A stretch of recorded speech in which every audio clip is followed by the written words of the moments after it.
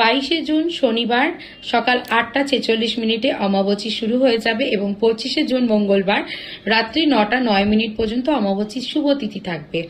এই সময় মা ধরিত্রী দেবী বা কামাখ্যা রজস্বলা মুহূর্তে থাকেন, তাই কিছু নিয়ম অবশ্যই পালন করা উচিত। বাড়িতে যদি দেবী মূর্তি উপস্থিতি থাকে তাহলে লাল কাপড় বা বস্ত্র দিয়ে সেটি মন্দিরটি বা সিংহাসনটি যাই হোক ঢেকে রাখবেন বা দেবীকে ঢেকে রাখবেন।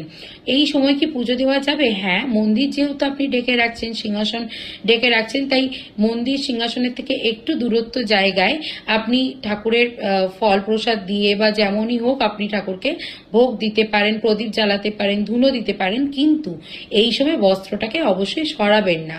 অমাবস্যা যখন সরে যাবে, অমাবস্যা যখন কেটে যাবে, তখন আপনি বস্ত্র সরিয়ে দেবী মূর্তিকে স্নান করিয়ে নেবেন। যদি মাটির মূর্তি থেকে স্নান করানো যাচ্ছে না তাহলে একটুখানি গঙ্গা জল ছিটিয়ে নেবেন, নিয়ে পরিষ্কার করে তার